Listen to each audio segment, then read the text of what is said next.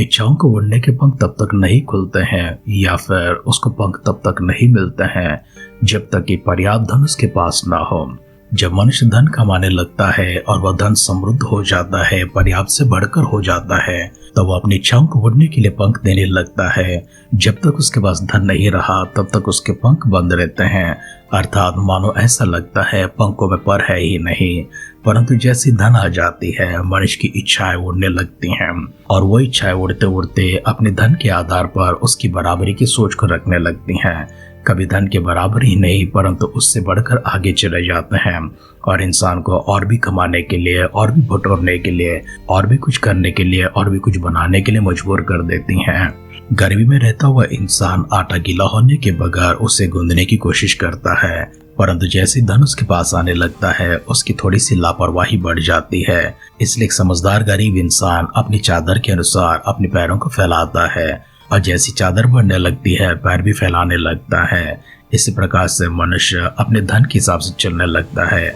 मनुष्य की चाल चलन, उसकी चरित्र सब कुछ धन के आधार पर होती है। निर्धन स्थिति में वो दबा दबा से रहने लगता है, धनी स्थिति में वो उड़ने लगता है, उछलने लगता है। हमारी अध्ययन को हम आगे बढ़ाते हैं। सुलेमान के पास हमारी अध्ययन जिस प्रकार से चल रही है, सुलेमान ने परमेश्वर के लिए एक भव्य मंदिर को बनाया है, उसकी प्रतिष्ठा अभी तक नहीं हुई है। हम प्रतिष्ठा के पास अगले अध्ययन में जाएंगे, लेकिन इसके भी सुलेमान अपने घर को बनाता है। परमेश्वर के भवन बनाने के लिए उसे 7 वर्ष लग गए थे, परंतु अपने महल बनाने के लिए, अपनी पत्नियों के लिए महल बनाने के लिए, अपने राज दरबार को बनाने के लिए उसे 13 वर्ष लगे हैं। किस तरह से सुलेमान अपनी चादर को फैलाते हैं, किस तरह से सुलेमान समृद्धि में, किस प्रकार से सुलेमान धनवान स्थिति में, किस प्रकार सुलेमान अमीरी स्थिति में, जहाँ पर सोना, चांदी, पीतल, देवदारू लकड़ी, लेबनान लकड़ी या फिर गड़े पत्थरों का, किसी कीमती वस्तु का कोई मूल्य नहीं, कोई तोल नहीं, कोई नाप नहीं, कोई माप नहीं। इतने विस्तृत धन को सुलेमान ने कमा लिया है और अपने धन के हिसाब से उसे खर्च भी करता है। न केवल सुलेमान के पास ज्ञान थी परंतु सुलेमान के पास धन भी पहुंच गए हैं। धनवान सुलेमान और ज्ञानी सुलेमान किस तरह से कार्यों को करता है और कैसे अपने राज शासन को संभालता है। हमारी अध्ययन में हम आगे बढ़ने से पहले परमेश्वर के पास जाकर प्रार्थना करेंगे। अगर हम निर्धनी स्थिति में है, कंगाल स्थिति में है, बिल्कुल गरीबी में है, आहार के लिए, वस्त्र के लिए, निवास स्थान के लिए तरस रहे हैं, हम प्रयास करते हैं परंतु पर्याप्त धन हमें मिलता नहीं है, रोजगार की कमी है, व्यापार में नुकसान है, ऐसी स्थितियों को परमेश्वर के सामने लेकर जाएंगे और परमेश्वर से मिलकर प्रार्थना करेंगे कि अभी इसी समय परमेश्वर हम सबको समृद्ध आहार प्रदान करे, समृद्ध धन प्रदान करे, ताकि हमारे कंगालपन से, हमारी तंगी मुसीबत से हम बाहर निकलाएं। निर्धन स्थिति से हम लोग पर्याप्त स्थिति में पहुंच सके, परंतु अहंकारी होकर, घमंडी होकर पंखों को फैलाने जैसा हम ना बने। इसके लिए परमेश्वर की आत्मा और उनकी अगुवाई और उनका अभिषेक हमारे ऊपर होने के लिए, उनका वचन हमारे भीतर होने के लिए, परमेश्वर हमारे साथ रहकर हमें चलाने के लिए, हमारी अगुवाई करने के लिए, हमसे बातें करते हुए राह भटकी की स्थिति में से हमें वापस ले आने के लिए, कभी राह भटक ना जाए, इस तरह से परमेश्वर हमें संभालने के लिए इस प्रकार अपने आप को परमेश्वर के हाथों में समर्पण करेंगे, अपने मनों को सिद्ध करेंगे, सिरों को झुकाएंगे, आंखों को बंद करेंगे, अपने आप के लिए छोटी सी प्रार्थना करेंगे। ज्ञान और समझ से भरता हुआ परमेश्वर, स्थिर राह पर प्रभु जी चलाता हुआ खुदावंत, आपकी महिमा में, आपकी अगुवाई में हम सबको चलाते हुए, हमारे हाथ पकड़कर हमें ना छोड़ते हुए, ना त्यागते हुए, ना ठुकराते हुए, साथ देते हुए, गिरने पर उठाते हुए, भोले भट की स्थिति में रहते समय अपनी आवाज देकर हमें पुकारते हुए, हम सबों को प्रेम करते हुए, हमें गले लगाकर, हमें सीने से लगाकर, हमें अपनी चाह से, अपनी आत्मा से भरकर अपनी ओर आकर्षित करता हुआ हमारे स्वर्गीय अनुग्रहकारी, दयालु, कृपालु और प्रेमी पिता परमेश्वर, आभार मन के साथ में आपके सानिध्य में अपने आप को समर्पण करते हैं। सारी बातों के लिए आपको धन्यवाद करते हैं। हमारी निर्धन स्थिति से, कंगालपन से हम सबको बाहर लेकर आइए। समृद्ध आहार परमेश्वर, समृद्ध धन प्रभु जी सभी को प्रदान करें। जिसका निवास नहीं प्रभु उनको निवास प्रदान करने के लिए प्रार्थना करते हैं। आपकी शक्ति, आपकी अगुवाई, आपकी सावध अपने भक्तों के ऊपर रखिए। सारे कमजोरियों को दूर कर दीजिए। कोई बीमार है, लाचार स्थिति में है, प्रार्थना करते पिता इसे वो परमेश्वर उन सबको छूने के लिए, चंगाई से भरने के लिए, दुआओं को परमेश्वर अपने सुनकर द्योतरण के लिए धन्यवाद करते हुए आभार मन के साथ में हमारे उद्धारकर्ता, हमारे प्रभु यीशु मसीह के नाम से इस प्रार्थना को मांगते हैं। सुन और कबूल कर पिता। आमेन, आमेन, आमेन। आध्यात्मिक जीवन की दैनिक खुराक सुन रहे हमारे सारे प्रिय श्रोताओं को, परमेश्वर के प्रिय भक्तगणों को प्रभु यीशु मसीह के नाम में प्यार भरा जय मसीह की सुप्रभातम और शुभोदय कहते हुए हम सबका मनपसंद ध्यान केंद्र आध्यात्मिक जीवन की दैनिक खुराक में और इस नए दिन में आप सबका स्वागत करते हैं। हमारी अध्ययन राशियों का पहला ग्रंथ 7वें अध्याय में चल रही है। आइए उसका पहला वचन से पढ़ते हुए हमारे ध्यान को आगे बढ़ाएंगे। और सुलेमान ने अपने महल बनाया और इसे पूरा करने में 13 वर्ष लगे। और उसने लबनोनी वन नाम महल बनाया, जिसकी लंबाई 100 हाथ, चौड़ाई 50 हाथ और ऊंचाई 30 हाथ की थी। वह तो देवदारू के खंभों की 4 पांति पर बना और खंभों पर देवदारू की कड़ियां धरी गई। और खंभों के ऊपर देवदारू की छत वाली 45 कोठरियां, अर्थात एक एक महल में 15 कोठरियां बने। तीनों महलों में कड़ियां धरी गई और तीनों में खिड़कियां आमने सामने बने। और सब द्वार और बाजुओं की कड़ियां भी चौकोरे थी और तीनों महलों में खिड़कियां आमने सामने बने। और उसने एक खंभे वाले ओसारे भी बनाया, जिसकी लंबाई 50 हाथ और चौड़ाई 30 हाथ की थी। और इन खंभों के सामने एक खंभे वाला ओसारा और उसके सामने डेवड़ी बनाई। फिर उसने न्याय के सिंहासन के लिए भी एक ओसारा बनाया, जो न्याय का ओसारा कहलाया। और उसमें एक फर्श से दूसरे फर्श तक देवदारू की तख्ताबंदी थी। और उसी के रहने का भवन जो उसके ओसारे के भीतर के एक और आंगन में बना, वह भी उसी डब से बना। फिर उसी ओसारे के डब से सुलेमान ने फिरौन की बेटी के लिए, जिसको उसने ब्याह लिया था, एक और भवन बनाया। ये सब घर बाहर भीतर नींव से मुंडेर तक ऐसे अनमोल और गढ़े हुए पत्थरों के बने, जो नाप कर और आरों से चीर कर तैयार किए गए थे और बाहर के आंगन से ले बड़े आंगन तक लगाए गए। उसकी नींव तो बड़े मोल के बड़े बड़े अर्थात 10-10 और 8-8 हाथ के पत्थरों की डाली गई थी। और ऊपर भी बड़े मोल के पत्थर थे, जो नाप से गड़े हुए थे, और देवदारी की लकड़ी भी थी। और बड़े आंगन के चारों ओर के घेरे में गड़े हुए पत्थरों की 3 रद्दे और देवदारों की खिड़कियों का एक परत था, जैसे कि यहोवा के भवन के भीतर वाले आंगन और भवन के ओसारे में लगे थे। फिर राजा सुलेमान ने सोर से हीराम को बुलवा भेजा। वह नप्ताली के गोत्र के किसी विधवा का बेटा था और उसका पिता एक सोरवासी टटेरा था। और वह पीतल की सब प्रकार की कारीगरी में पूरी बुद्धि, निपुणता और समझ रखता था। सो वह राजा सुलेमान के पास आकर उसका सब काम करने लगा। उसने पीतल डालकर 18-18 हाथ ऊंचे 2 खंभे बनाए और एक एक का घेरा 12 हाथ के सूत का था।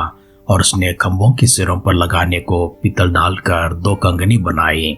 एक एक कंगनी की ऊंचाई 5-5 हाथ की थी। और खंभों के सिरों पर की कंगनियों के लिए 4 कोने की 7-7 जालियां और सांकलों की 7-7 झालरें बने। और उनके खंभों को भी इस प्रकार बनाया कि खंभों के सिरों पर की एक एक कंगनी के डांपने को चारों ओर जालियों की एक एक पांति पर अनारों की 2 पांतियां हो।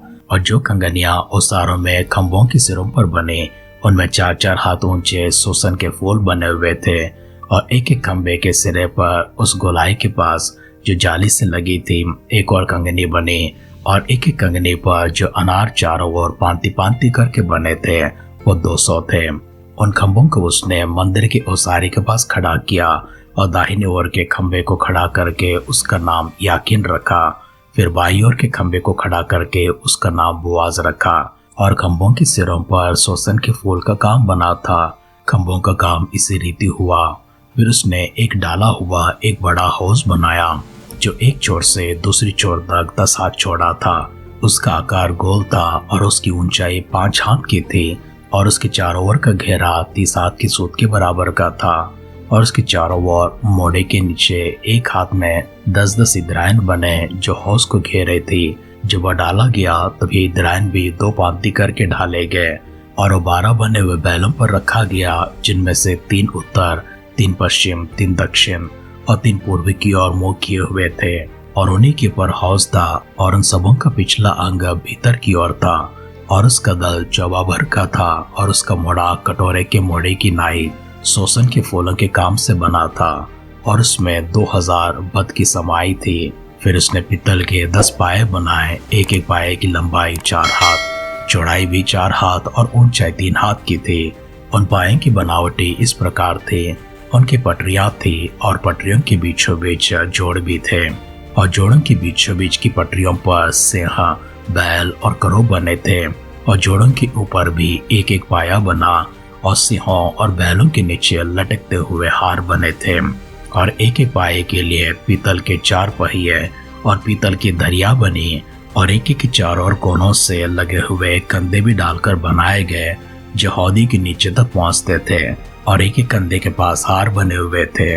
और हौदा का मोड़ा जो पाए की कंगनी के भीतर और ऊपर भी था वह 1 हाथ ऊंचा और पाए का मोड़ा जिसकी चौड़ाई 1.5 हाथ की थी वह पाए की बनावट के समान गोल बना और पाए की उसी मोड़े पर भी कुछ खुदा हुआ काम था और उनकी पटरियां गोल नहीं चौकोर थी और चारों पहिया पटरियों के नीचे थे और एक एक पाए की पहियों में धुरियां भी थे और एक एक पहिए की ऊंचाई 1.5 हाथ की थी। पहियों की बनावट रथ के पहियों की सी थी और उनकी धुरियां, पट्टियां, आरे और नावों सब ढले हुए थे और एक एक पाए के चारों कोनों पर 4 कंधे थे और कंधे और पाए दोनों एक ही टुकड़े के बने थे और एक एक पाए के सिर पर आधा हाथ ऊंची चारों ओर गोलाई थी और पाए के सिर पर की टेके और पटरियां पाए से जुड़े हुए एक ही टुकड़े के बने थे और टेकों के पाटों और पटरियों पर जितनी जगह थी उस पर उसने करोब और सिंह और कबूतर के वृक्ष खोदकर भर दिए और चारों ओर हार भी बनाए। इसी प्रकार से उसने 10 पायों को बनाया। सबों का एक ही सांचा और एक ही नाप और एक ही आकार था और उसने पीतल की 10 हौदी बनाई और एक एक हौदी में 40-40 बत की समाई थे और एक एक 4-4 हाथ चौड़ी थी और 10 पायों में से एक एक पर एक एक हौदी थी और उसने 5 हौदी भवन के दक्षिण की ओर और 5 उसकी उत्तर की ओर रख दे और हाउस को भवन के दाहिने ओर अर्थात पूर्व की ओर और दक्षिण के सामने धर दिया।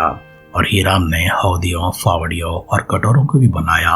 सो हीराम ने राजा सुलेमान के लिए यहोवा के भवन में जितना काम करना था वह सब निपटा दिया, अर्थात 2 खंबे और उन कंगनियों की गोलाइयां जो दोनों खंभों की सिरे पर थी और दोनों खंभों की सिरों पर की गोलाइयों के डांपने को 2-2 जालियां और दोनों जालियों के लिए 400 अनार, अर्थात खंभों की सिरों पर जो गोलाइयां थी उनके नापने के लिए अर्थात एक एक जाली के लिए अनारों की 2-2 पांति, 10 पाए और इन पर की 10 हौदी और 1 हौस और उसके नीचे के 12 बैल और हंडे, फावड़ियां और कटोरे बने। ये सब पात्र जिन्हें हीराम ने यहोवा के भवन के निमित्त राजा सुलेमान के लिए बनाया वह जलकाय पीतल के बने।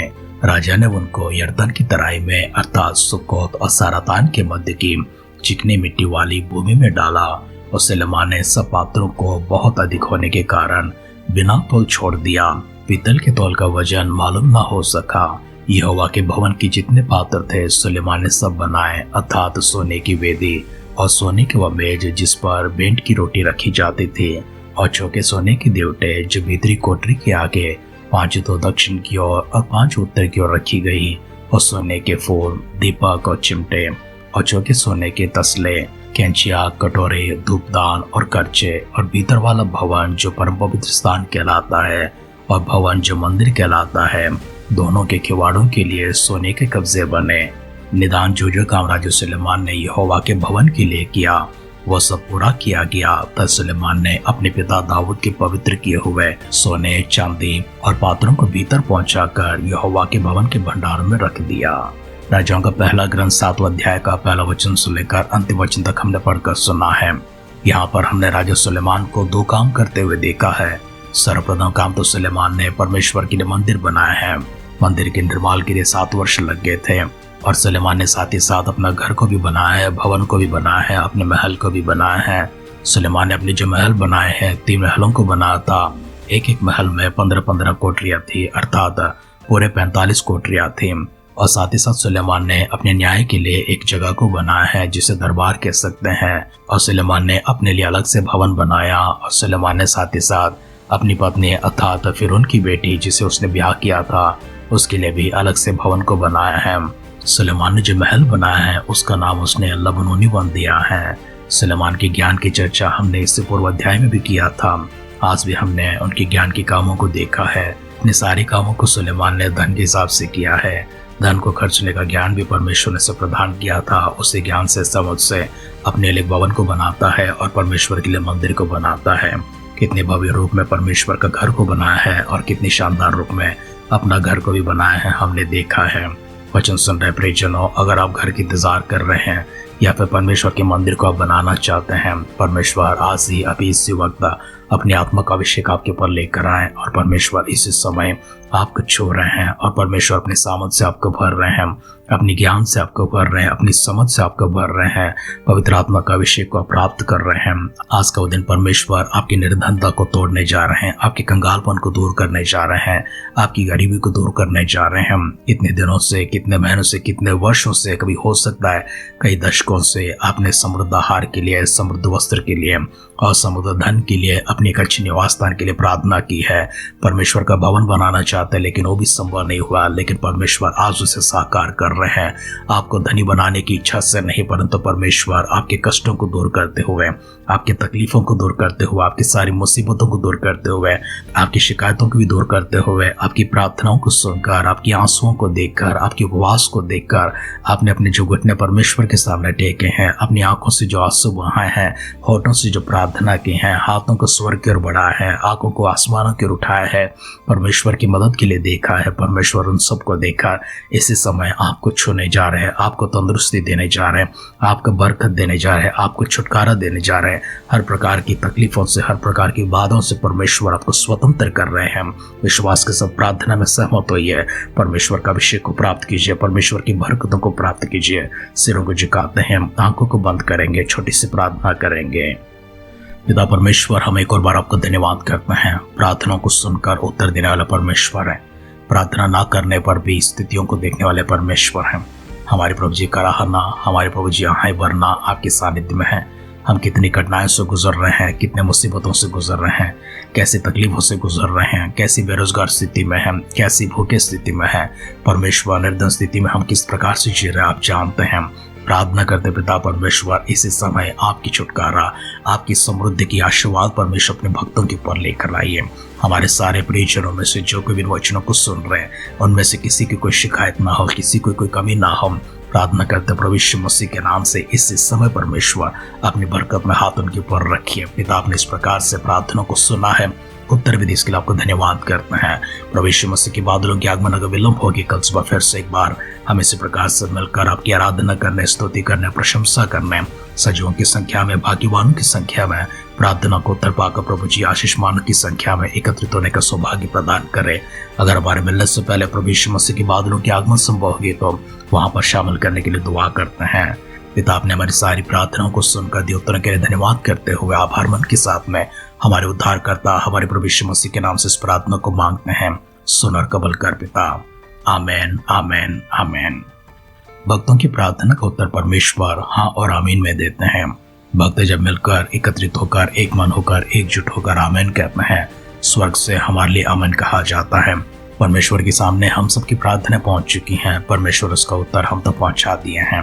परमेश्वर इस प्रकार से बरकतों से आपको बढ़ते रहे, हर जवाब परमेश्वर आपको देते रहे, हर सवाल का उत्तर आपको देते रहे, हर एक जरूरत को परमेश्वर देखकर, हर एक जरूरत की प्रार्थना को परमेश्वर सुनकर आप तक अपनी बरकतों को पहुंचाए।